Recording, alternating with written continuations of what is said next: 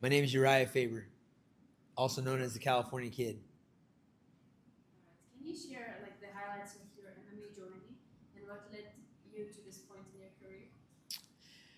For me, I was kind of a late starter in mixed martial arts. I wrestled in college at UC Davis, wrestled Division I program, went to the national tournament, and had a lot of success as a wrestler.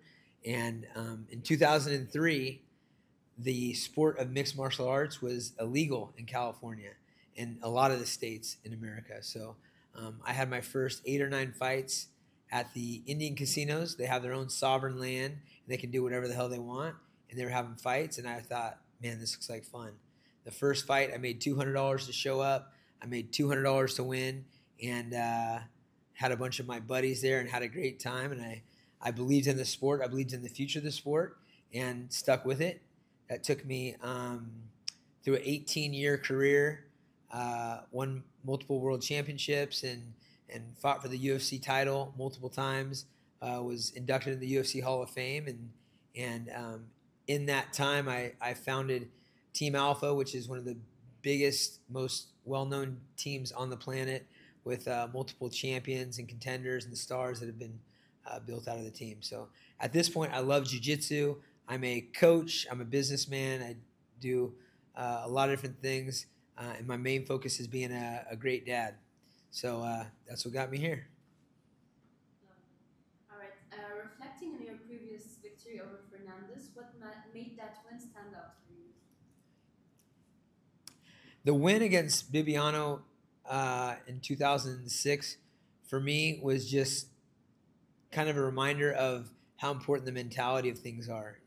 I was a fairly well-known guy at the time with, I think, 16 or 17 fights under my belt, and he came in with just one fight and world championships in jiu-jitsu under his belt, and I always respected that, and I feel like that's a very similar mentality to me. I wanted to fight the best.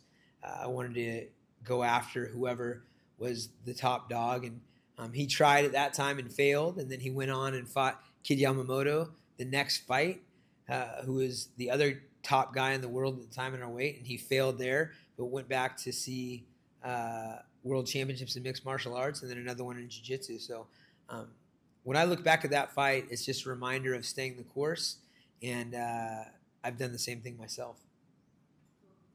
What's your strategy for securing a win against Fernandez this time, and how are you planning to execute it? For me, on a strategy, it's going to be go out there and flow. I'm not really like a game plan kind of guy when it comes to jiu-jitsu, other than I'm trying to go for the finish. I'm going to be aggressive. I'm not afraid to be on the bottom, on the top. So it's going to be right into action, trying to get submissions. I had a lot of submissions as an athlete. I think I had 17 submissions against high-level guys, and I'm not afraid to go anywhere. So Fernandez has achieved like some impressive successes. How does that accomplishment influence your preparation for ADXC5? Bibiano has done a lot of great stuff in the sport of jiu-jitsu. I think he talked about how it's changed his life and how it means a lot to him. And he seems like he's always going to be well prepared for these battles. He's been a world champion multiple times. Nothing changes for me other than it's exciting to kind of steal some of that thunder. I've gone a different path. I was a wrestler before I fought. I wasn't a jiu-jitsu player, and I know that my jiu-jitsu game is world class. So this is an opportunity for me to showcase that against a world champion. So that gets my fire going, and that excites me. Nice. Give us an insight into your submission game. What makes it a key part of your fighting style, and how do you plan to use it in the fight? If anybody's ever watched one of my fights, I'm extremely aggressive. I've got 17 submissions. All of them are rear naked chokes or guillotines, so that's not really a secret. But I've also, in 46 fights, never been submitted, and I've also rarely, if at all, been held down. So, I feel like, the success I've had in the fight game is going to carry over quite a bit to this. It's going to be a lot of the same. It's going to be high action. It's going to be me constantly working for advantage positions, whether it be a submission or or a dominant victory for a decision. I think, I learned my lessons kind of early on in the fight game. I think there was 2 different fights early in my career. One where I got a deep knee bar on a guy, and another one where I jumped back for an ankle lock. And for me, in a fight, when really things are on the line, those aren't the chokes. Those aren't the things that get things done. Guys are tough. They'll grit through things. And so I changed my game from that point on. I think that was maybe 2006 to taking out the neck, where they can't breathe. They can't have blood to their brain. For me, that is a way to take away heart, discipline, technique, and willpower.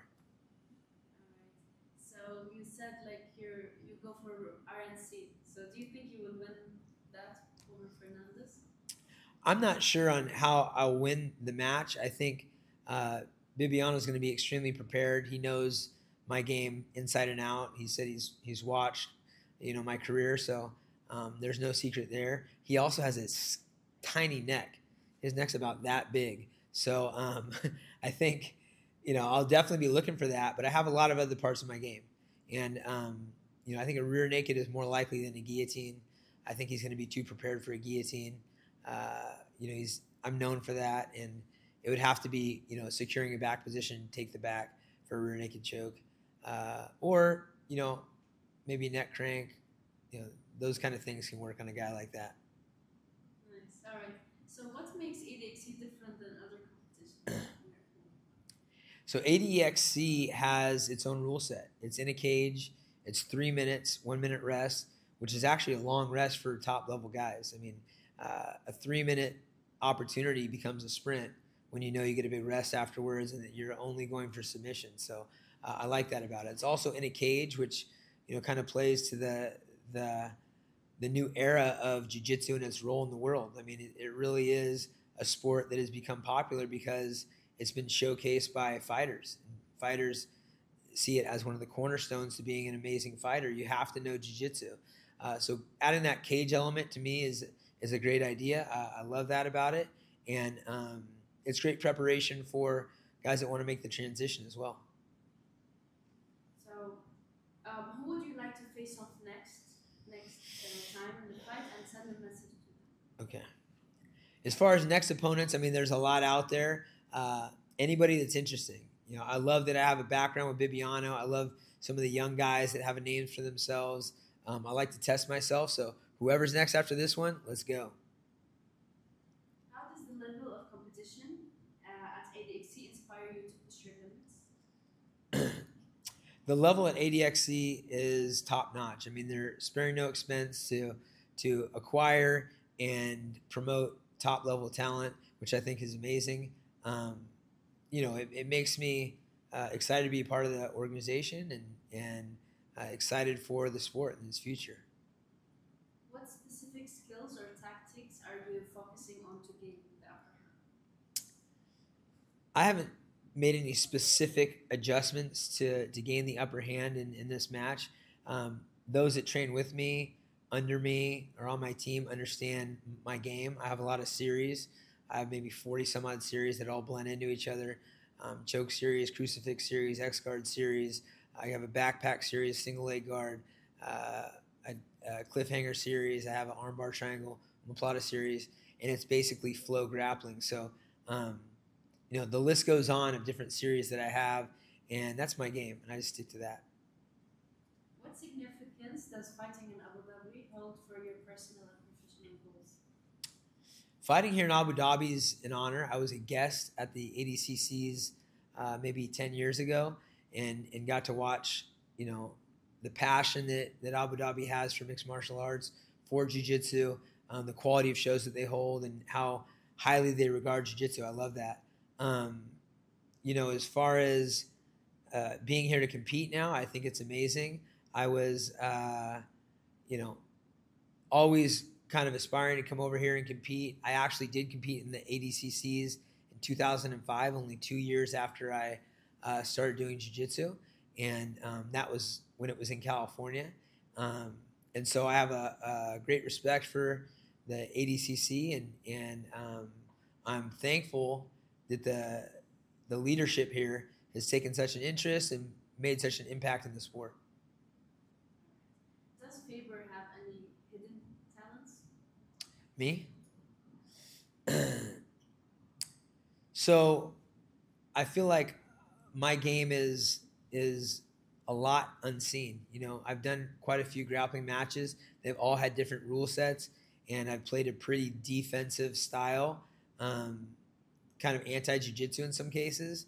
And I've got all sorts of hidden talents off the bottom. I'm really good off the bottom, as well as being a guy that's good on top. Okay, leaving jiu-jitsu on the side or MMA, do you have any other secret talents? Oh, secret talents. Outside of mixed martial arts, I'm a fairly talented artist. I haven't spent much time doing it, but you know, I do some pretty cool art, and then I also love to cook. I'm passionate about nutrition, and I'm passionate about good food, and so I would say that's kind of a hidden talent. Ana Uriah Faber, Fi Abu Dhabi.